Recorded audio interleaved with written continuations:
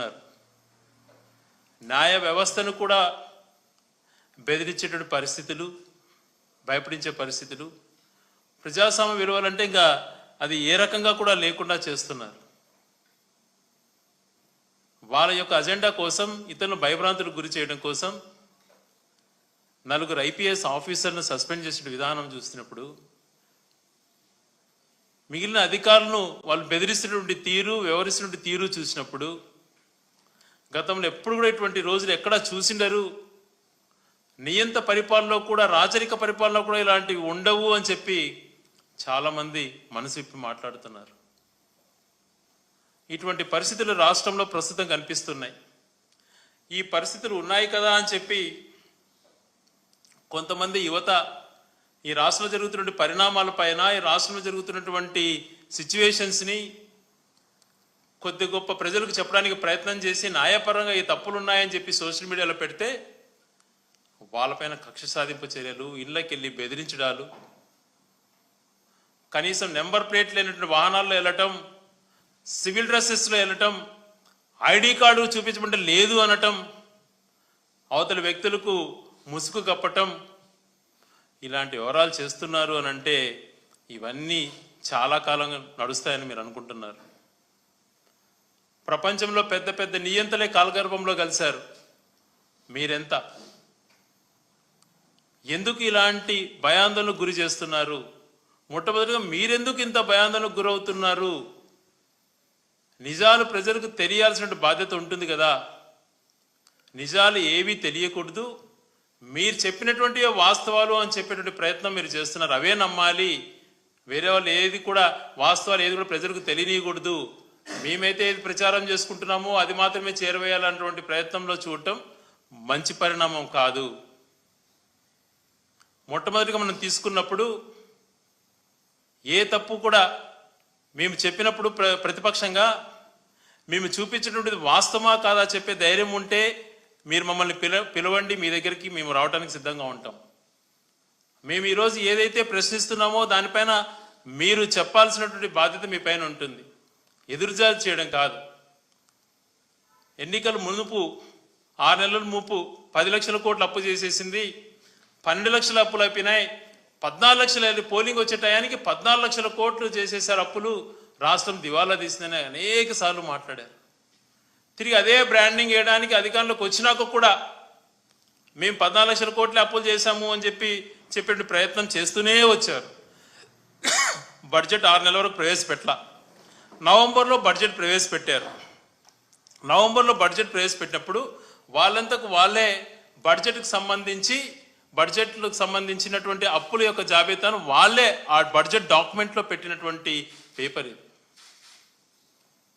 ఇందులో క్లియర్గా గతంలో రాష్ట్ర విభజన జరిగినాక రాష్ట్రం ఆంధ్రప్రదేశ్ ఏర్పడినప్పుడు 2014లో 1,18,000 కోట్ల అప్పులు ఉండేటివి. తెలుగుదేశం పార్టీ ఉన్నటువంటి 5 ఏళ్ల పీరియడ్లో అది 2,60,000 కోట్లకు చేర్చారు. వైఎస్ఆర్ కాంగ్రెస్ పార్టీ ప్రభుత్వం అయిపోయేటప్పటికి 4,91,000 కోట్లు అప్పులు అని చెప్పి క్లియర్గా మెన్షన్ చేయడం కూడా జరిగింది.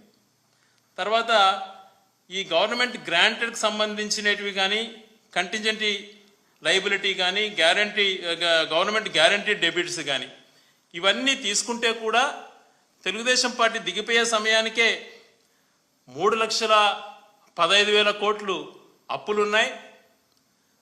జగన్మోహన్ రెడ్డి గారి పీరియడ్ 24 ఎన్నికలు అయిపోయే వరకు 6,46,000 కోట్లే ఉన్నాయని చెప్పి క్లియర్గా చెప్పడం జరిగింది. ఇది చెప్తే వాస్తవాలు ఇది అని చెప్పి పార్లమెంట్లో కూడా చెప్తే అనేకమైనటువంటి దాడులు చేశారు. వీళ్ళు వేరే సెక్టర్లో అప్పులు చేశారు, నాన్ గ్యారంటీకి సంబంధించినవి కూడా అప్పులు చేశారని చెప్పారు. ఆ డేటా కూడా అన్నీ తెప్పించినాం.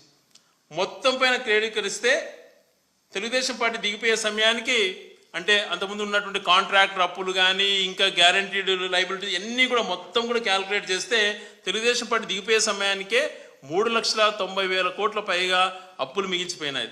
దాన్ని 7,21,000 కోట్లకు మాత్రమే వైఎస్ఆర్ కాంగ్రెస్ పార్టీ ప్రభుత్వం దిగిపోయే సమయానికి ఉన్నటువంటి అప్పులు.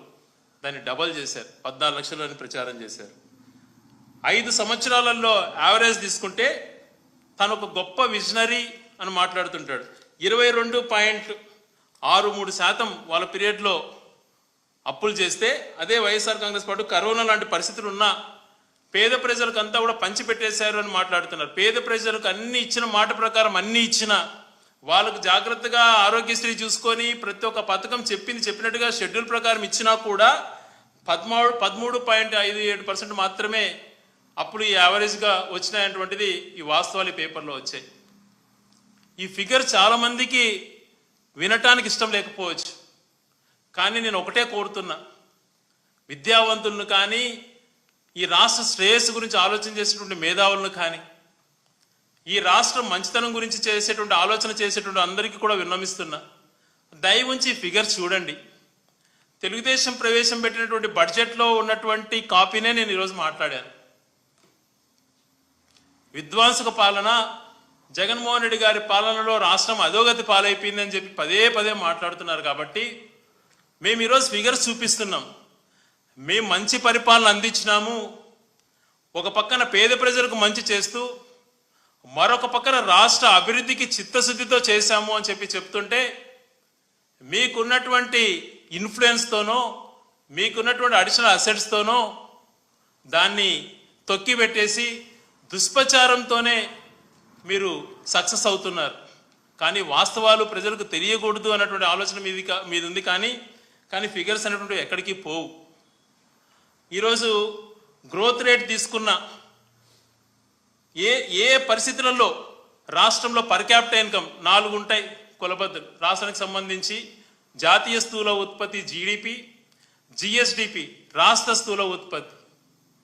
జాతీయ స్థూల ఉత్పత్తి కన్నా కూడా మన రాష్ట్ర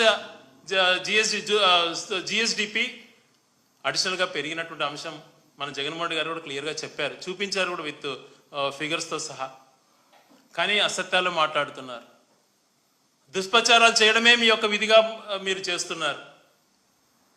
ఈరోజు వ్యవసాయ రంగానికి కానీ నిర్మాణ రంగానికి కానీ అన్ని రంగాలలో తీసుకున్నా కూడా మనం నేషనల్ యావరేజ్ తీసుకుంటే నేషనల్ యావరేజ్ కంటే కూడా మనం మెరుగైనటువంటి ఇది చేసినట్టుగా కనపడుతోంది. మీ 5 సంవత్సరాల పాలన కంటే కూడా ఎంతో మెరుగైనటువంటిదిగా కనపడుతోంది.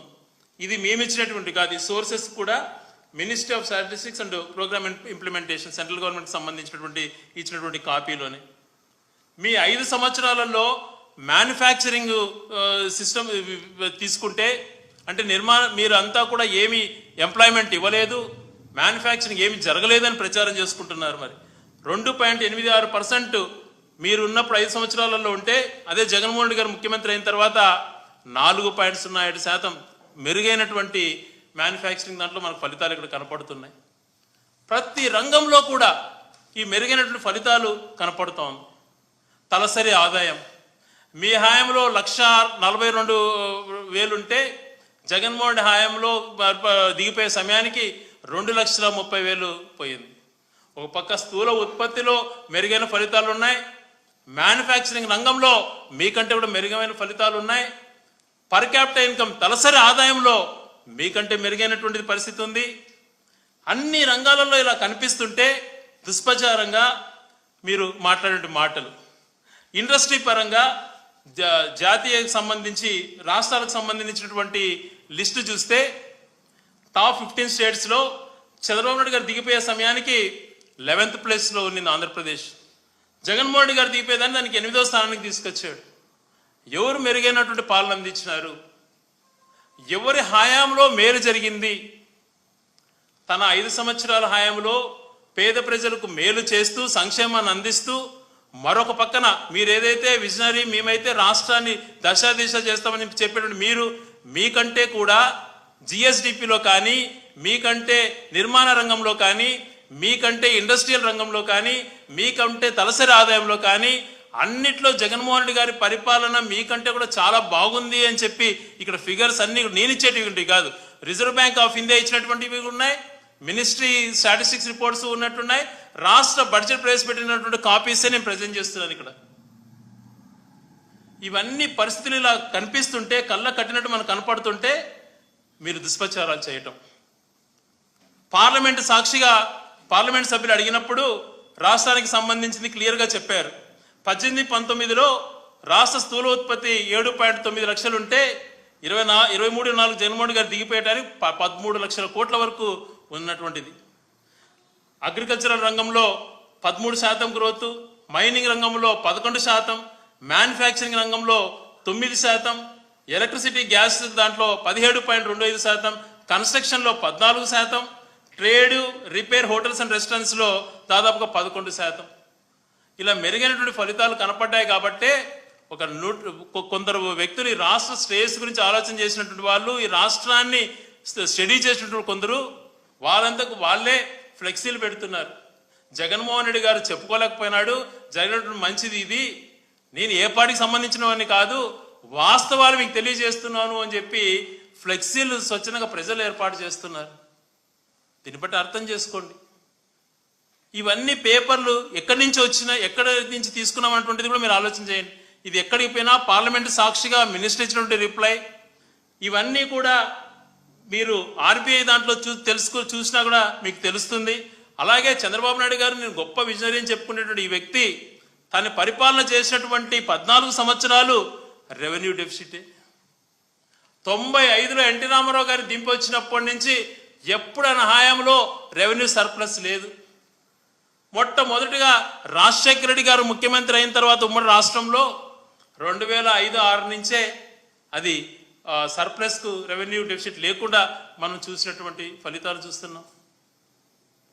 తర్వాత రాష్ట్రం విడిపోయిన తర్వాత ఈయన దాన్ని ఛాలెంజ్గా తీసుకొని ఏ రకంగా పరిపాలన చేయాలి, గతంలో ఆయన 10 సంవత్సరాలు ఉమ్మడి రాష్ట్రంలో చేసినప్పుడు రాష్ట్రం ఎలా అల్లకల్లోలం అయిపోయింది, రాజశేఖర్ గారు ఎలా మరుగుపరిచారు, దాన్ని ఆలోచన చేయకుండా తన 5 సంవత్సరాల్లో ఆయన విధ్వంస పరిపాలన చేశాడు. మళ్ళీ పూర్తిగా 1000 కోట్లకు రెవెన్యూ డెఫిసిట్కి పోయింది.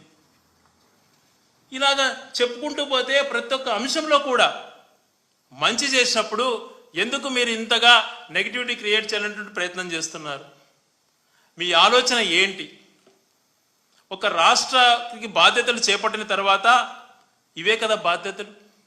ప్రజలకు మేనిఫెస్టోలో చెప్పింది ఇవ్వడం ఒక పక్కన, మరొక పక్కన రాష్ట్ర శ్రేయస్సు గురించి ఆలోచన చేయటం.